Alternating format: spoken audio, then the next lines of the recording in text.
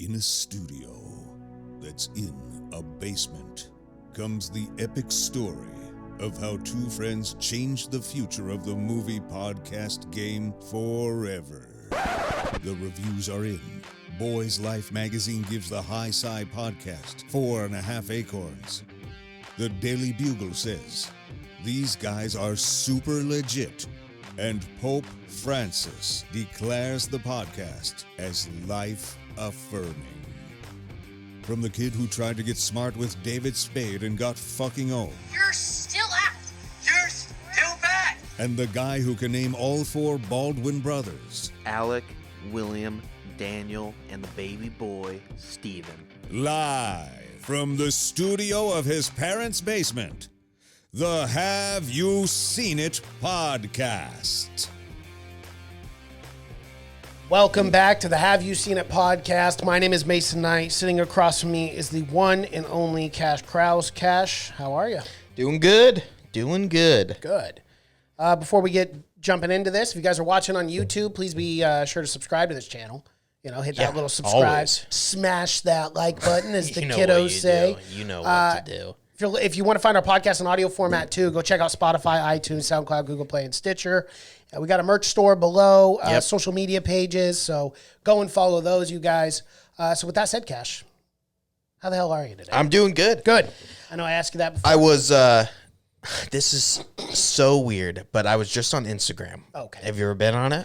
Once or twice. Okay. Yep. But on Instagram, you know, they do ads or whatever. Yes. I have been constantly getting Journey to the Center of the Earth, the 2008 Brendan Fraser movie.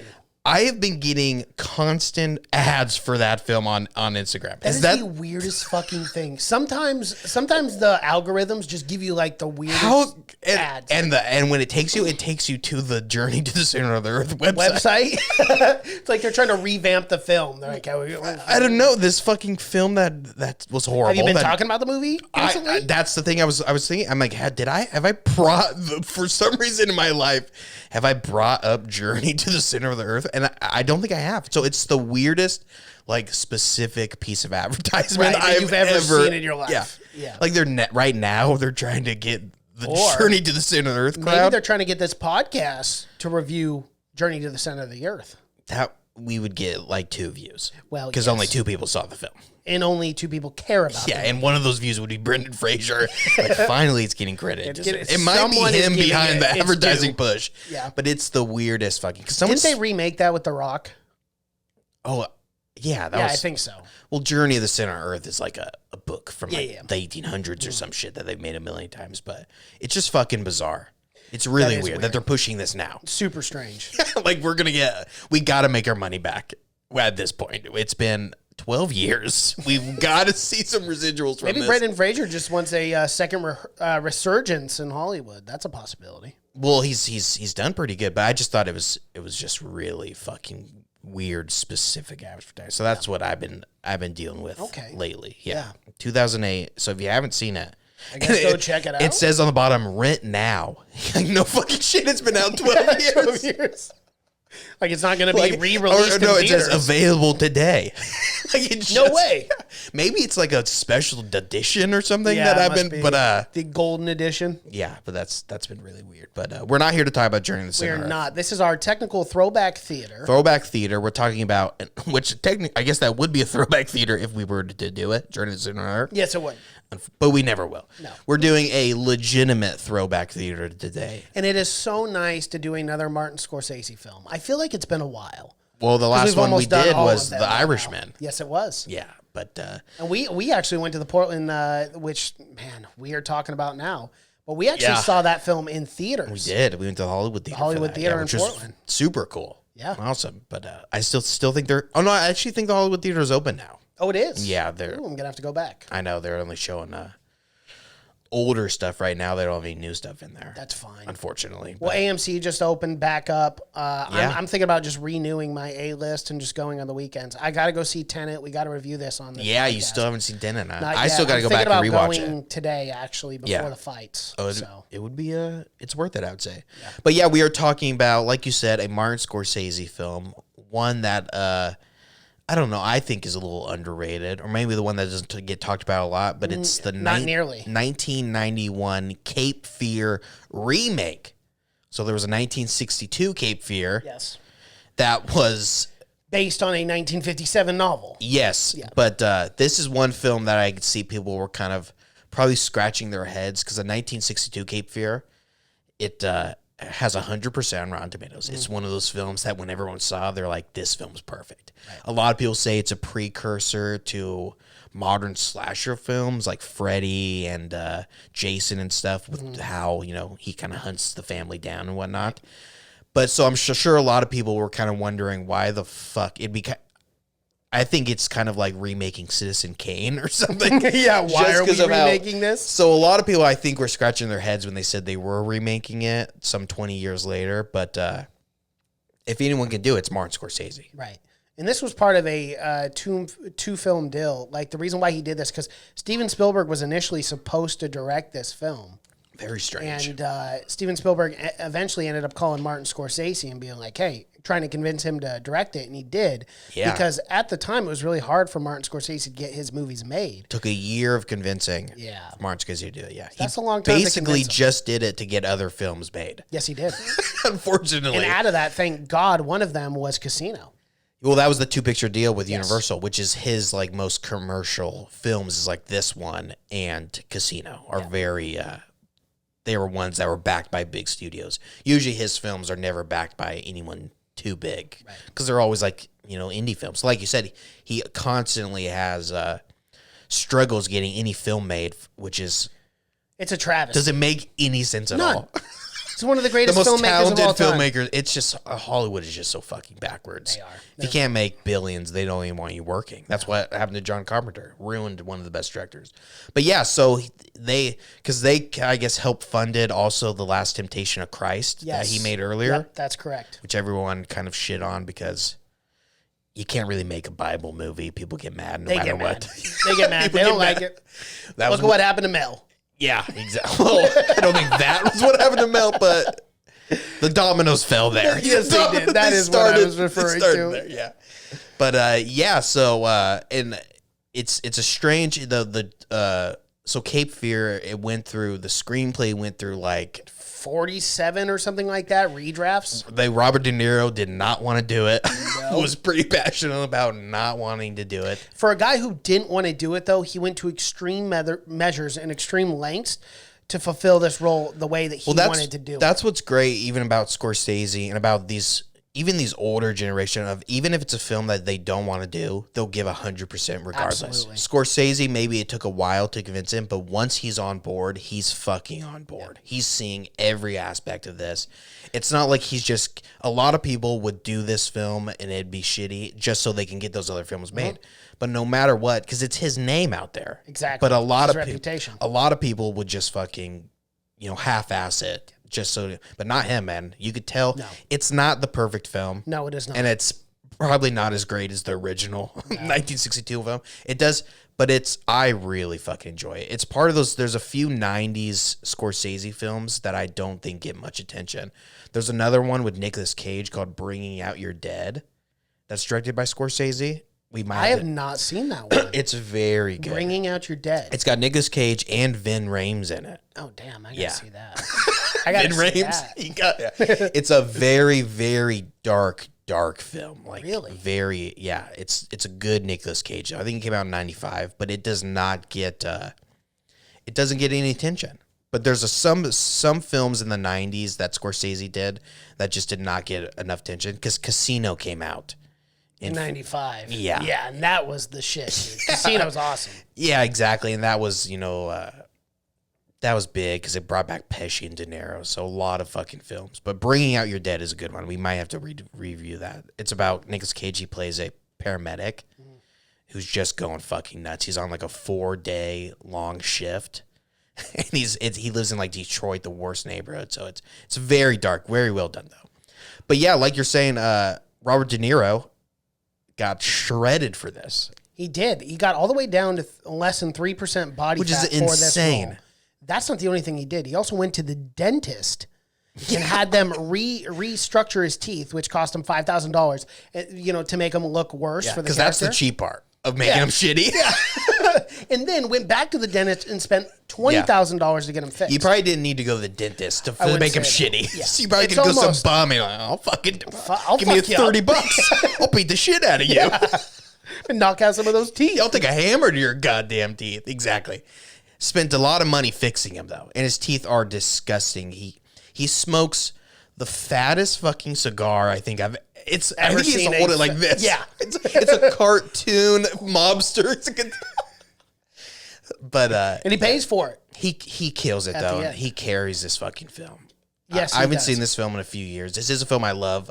The Simpsons do a great Treehouse of Horror parody of this. Mm-hmm. That's fucking fantastic. But he fucking carries this film. Nick Nolte's great. Yeah. This is a much more tame Nick Tame. Nolte than you're Almost to the point where you're like, is this the He's same very actor? reserved. Yeah. Which is nice, and that kind of goes to Martin Scorsese and his ability to kind of control actors. Yes. But yeah, Nick Nolte's fucking great. Juliette Lewis is fucking fantastic. That was a standout for me in this film, Yeah. just because of how young she was back then. Her performance She in this always is plays this- really good. She's such an odd actress for me. She always plays this like all of her characters are this ditzy kind of airhead. Every single character. She's a great actress. She's a great actress, I yeah. just kind of think maybe that's just her. She's just but she's a great actress. But all of her characters are kind of I just have to say kind of annoying to me. Really? Just because they're always just so fucking innocent. Like if this girl didn't end up getting raped by Caddy, she was gonna get raped at some point.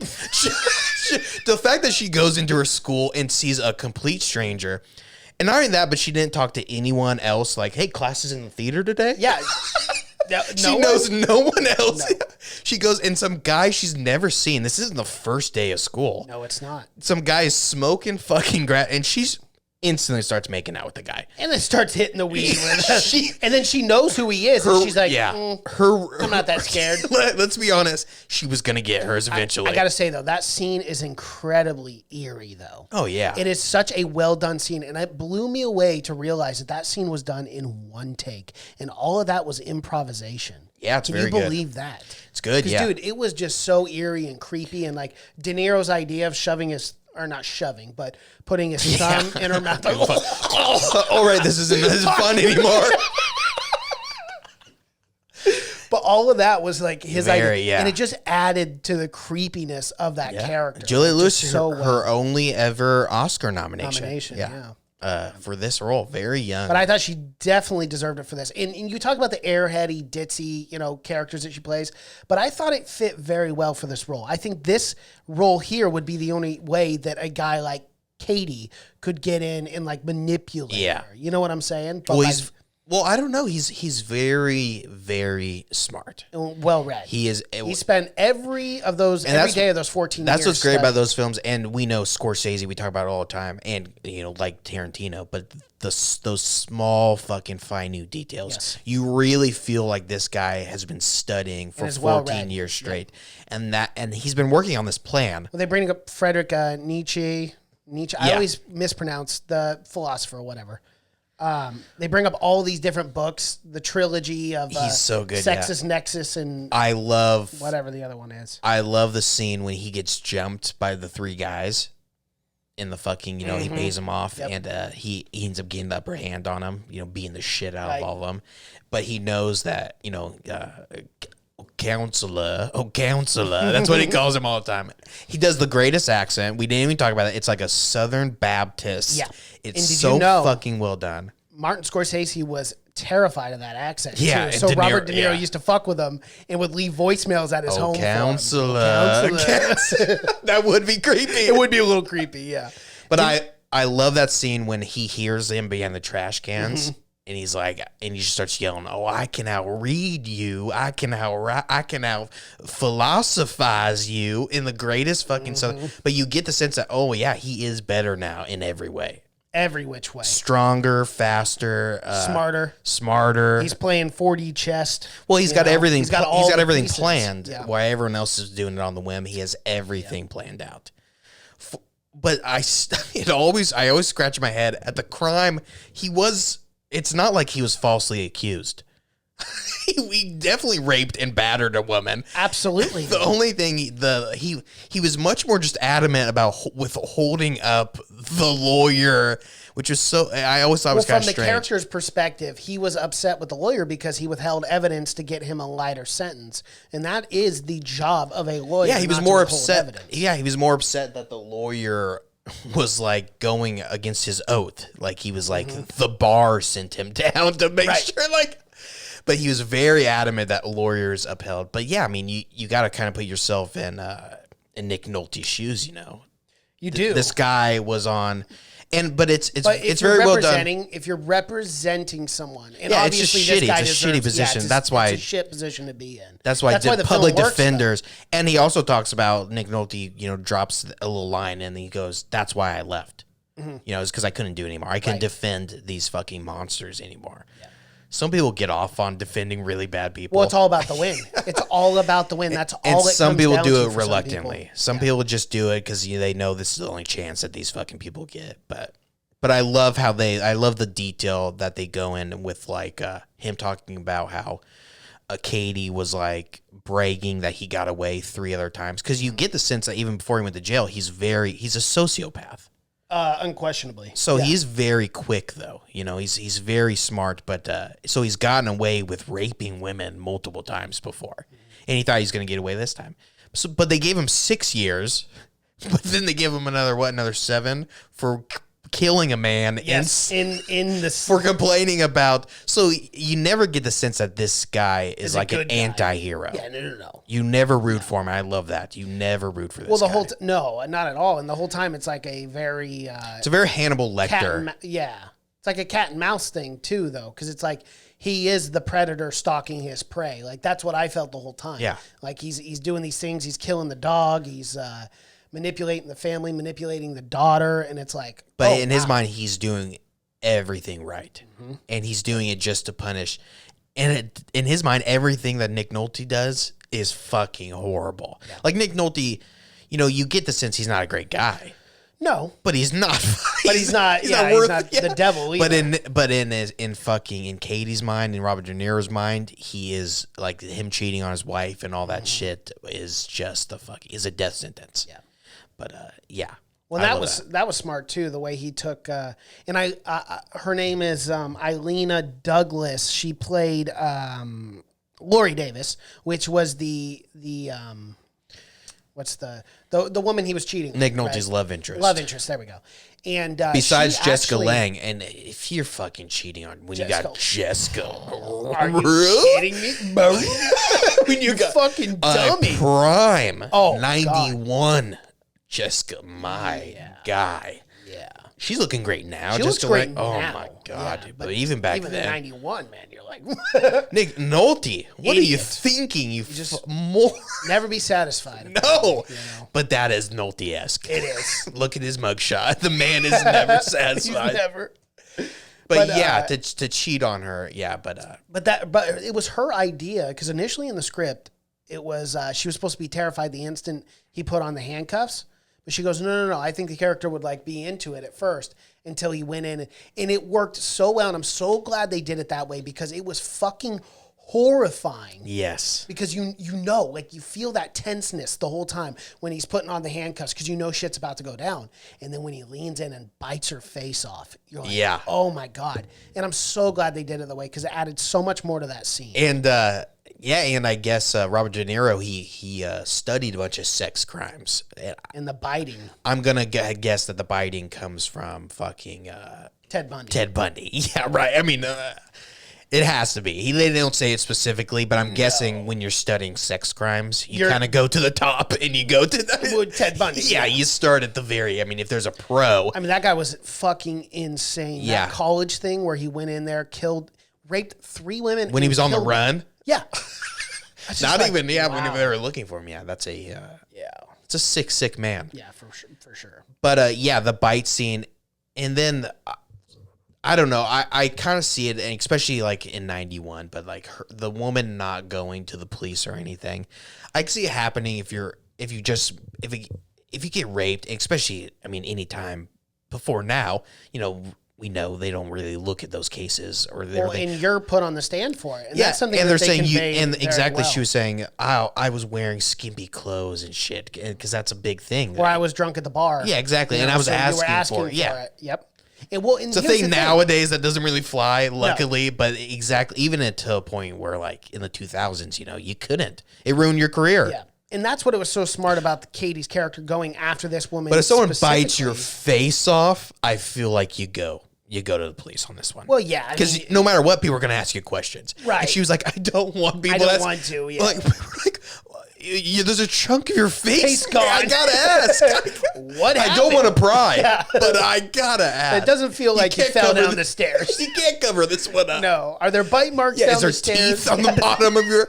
So that's one part where I thought was kind of silly. I get that you had to do it because you couldn't get Katie to go in prison, obviously, because he would go to jail immediately. Right. And then movie over. But you had to, but the severity of it, I feel like the cops are they're going to pry. They got to pry on that one. It was a big, it's not a bite. No, he took a chunk out of her face. It's Like, cannibalism. It'll never be the same. Yeah, exactly. So I feel like maybe that, but they were like totally fucking, and again, you know, especially early 90s, you know, they did not look at those things. But that's a violent sex crime. Yes, very violent. When someone is, and fucking Ted Bundy was around the 70s. 70s, yeah. They were looking at those To be crimes. fair, he escaped twice, so. Yeah, they did. Yeah. They Well, they left a lot of windows open. Yeah, they did. Dummies. That's the thing about that. Yeah.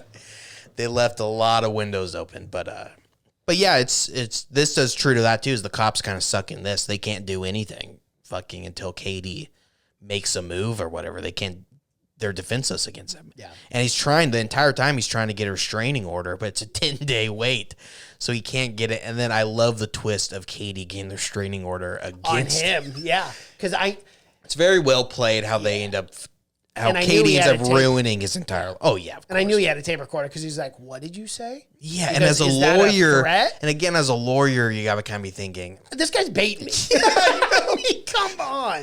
I don't have to be a lawyer to know that you never say specifically it's a threat. That it's a threat. Yeah. Yeah, because that's You leave it open. Nah, it's not a threat. no. It's I'm a just promise. I'm just telling you. You know, you Yeah, kind of I'm want to just leave. saying, Yeah, hey, you might have an I accident. want to get the hell out of here. I'm not threatening What is you, this, but his you know, first there are fucking day? consequences. It's So- wild. There's some small things like that is my biggest fault. But let's talk about the camera work, because this film is shot like a 1950s Alfred Hitchcock film. Unquestionably, that is the vibe. Very distinctive. Yes, the zoom ins to the clock, the zoom ins with the face, Zoom into the face. the super face with the person, person in the behind, back. exact- That's not even over and over the shoulder shot. That's like a very Alfred Hitchcock. I almost forget about that, but it's very, or the quick scenes of him shutting the shutters. Yes. Like they're showed 4 times. 4 edits of that. I do like it though. I like. I the love style of it. that. I Yeah. do love. I don't think it was appreciated at the time, like when it came out in 91. Right. I think that was maybe. I haven't gone back and read the reviews, but I have a feeling people did not enjoy that too much, because that's a very distinctive 1950s, 60s kind of thriller noir kind of thing. A very Hitchcockian. Very. But you could tell this was very, because it came out 62. You know, that's fucking Alfred. That's the reign of Alfred Hitchcock. Yes. The So- heyday. But you can tell this film that Scorsese took a lot of influence from Hitchcock with that, which is, I end up loving it. Yeah. I love the camera work and the negative, to where it goes negative. And then the music. Yeah. Yeah, it gets crazy. I like that a lot. It's very experimental, and I'm sure the studio hated it. Of course they did. I'm sure they were fucking dragging their feet on every one of those creative fucking aspects. It'd be really cool for a director to do something like what Scorsese did with Cape Fear, but to do that as your career, you shoot a movie the way it was shot in the 50s. You shoot a movie the way it was shot in the 60s. Yeah. Shoot a movie the way it was shot in the 70s. I think that'd be really cool to like do a timestamp for each decade. Yeah. Because it does change so much. Even movies that are shot now in 2020 were shot differently in 2005, 2006. Yeah. You know? Yeah, you it's could just do, like yeah. It's just most of the time they're not done that way for a good reason. Of course not. But I mean, you add your own spice to it. In the 50s, you add your artistic. Yeah, that 50s and 60s especially, you know, that's old Hollywood, so everything was had to been much more expressive, because they were still kind of doing it like the play Like so everything had to be, even the actors, you know, that's what you see in Once Upon a Time in Hollywood, you know, it's the day of being the big macho kind of and they did that though with the camera work too, you know, everything was way over the top. Yes. Because they kind of had to show like, okay, you got to feel tense right here, and you had to show that with the camera work.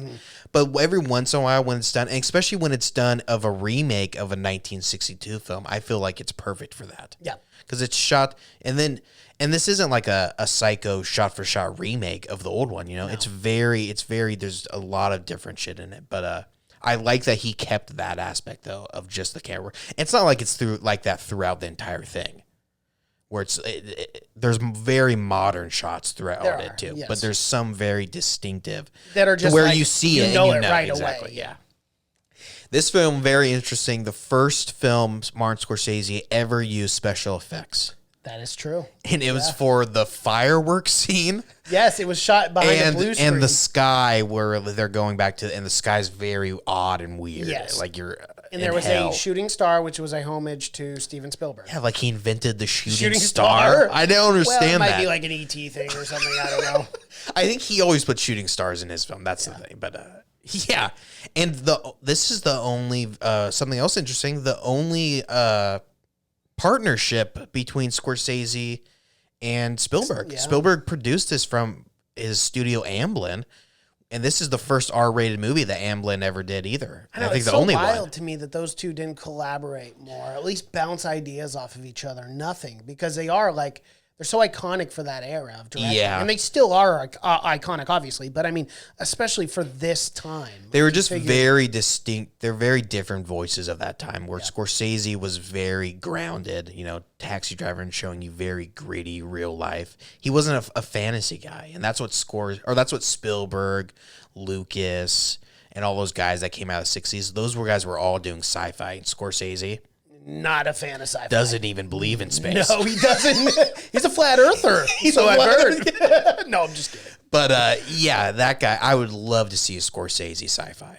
It'd be interesting. It'd be shot so gritty. Well done. Yeah, it'd be like a gritty space, like almost an apocalyptic space film. Yeah. Someone would be getting sexually assaulted. Of course. Probably by an alien or something.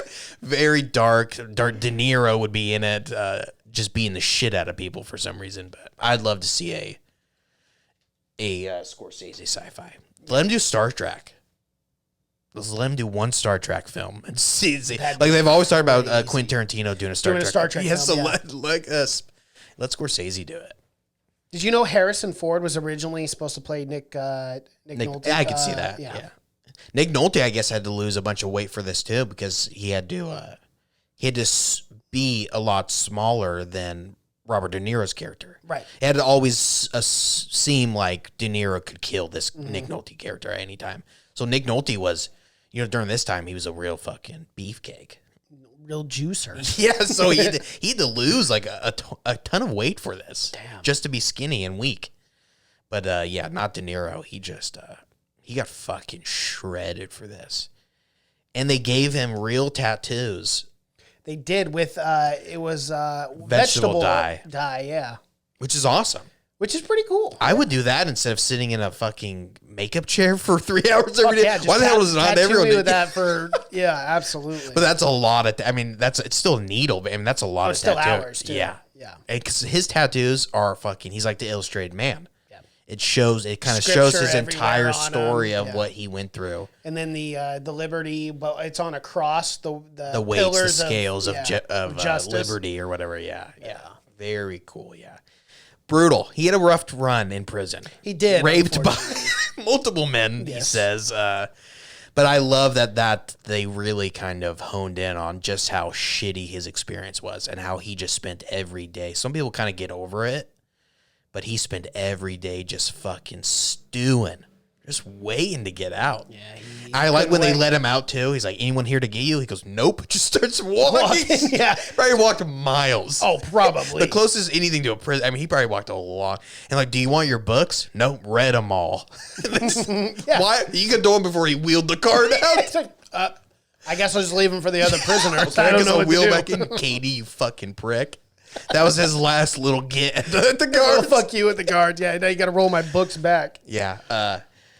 We're winding down. Should we talk about the finale? Let's talk about him underneath the car. I feel like that's very iconic. It is. Okay, so Probably a hard thing to do they seemed like they were driving a very long ways. But what I will say is what they showed, which I'm glad that they showed it in the Exactly. film, was him.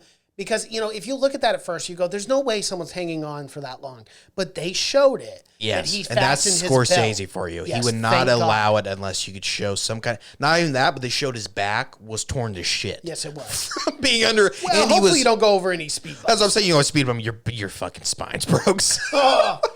Oh, fuck. That'd be the worst. That's the thing is that would have been so stupid had they not had he got out and he'd be perfectly clean and everything because he is covered in soot, he's covered in dirt. Yeah, he's got and they even show a small deal of him going in the bathroom combing combing his hair back because and it's washing off. his Yeah. last hurrah. But yeah, I love the climax is amazing. I love when he's Holy shit! What a performance too by De Niro. I mean, love by all of them. when he's sinking into the river speaking in tongues. And then you just see it reminds me of The Shining when he's frozen at the end. Yes. But when you see him just staring down, like this guy is fucking so full of hate. Yep.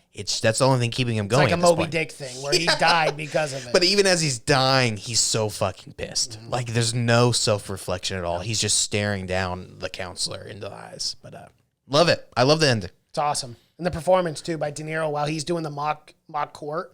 Yeah. Where he's, oh my God, he's just Again, going very into him. experimental camera work where he talks And and, the then he up talks tops almost directly to the to camera. the camera up top. Yeah. Like he's talking to us, but he's top. talking to a judge. But you get like he's talking to the audience. At that point, he's fucking Two-Face. Oh yeah, he's all burnt to burnt and shit. looking bad. It's not good. Looking very bad. Not good yeah. for him.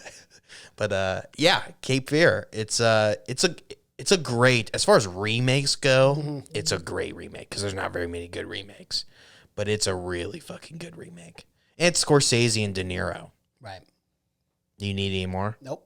You That's need all I need. any other reason to see a Literally movie? all I need. Still to this day, that's all I need. De Niro, we quit don't get doing it this enough. bad grandpa or whatever Good it's called. grandpa, War war grandpa, with grandpa. something like that. I don't know. I don't like Grandpa De Niro. No, I want gangster De Niro. Damn it. Gangster I don't care if De you're Niro. 90. You're a Don now. Exactly. Like, come on. Yeah. He God can be old, still beat the shit out of people. damn. Sure, I'm fine. I just don't want him being a grandpa. No, nor do I. Doesn't sit right. No. Unless he's beating the shit out of his grandkids. That's the bad. That's fun. That's bad a bad grandpa. grandpa. That's the bad grandpa we I want to see the would bad grandpa rather where he's see. just drinking Yeah. 20 hours out of the day. Hates his grandkids. You barely talk to him. No. He comes around once every 6 months He's a just to recluse. yell at your dad. Yeah. That's a bad grandpa. All right. Well, that is our review for Cape Fear. You guys can find this film on Netflix, hence why we reviewed it. If you guys like what you see here, you're watching on YouTube, please be sure to like this video, comment below, subscribe to the channel, hit that bell notification as we drop videos here every single day. If you want to find our podcast in audio format, Spotify, iTunes, SoundCloud, Google Play, and Stitcher, go check out our merch store. You can find that in the link in the description below. Social media pages, Have You Seen It Podcast, Instagram, Facebook, Twitter, Seen It Podcast. Thank you so much for watching and listening. My name is Mason Knight. That is Cash Krause, and until next time. Bye.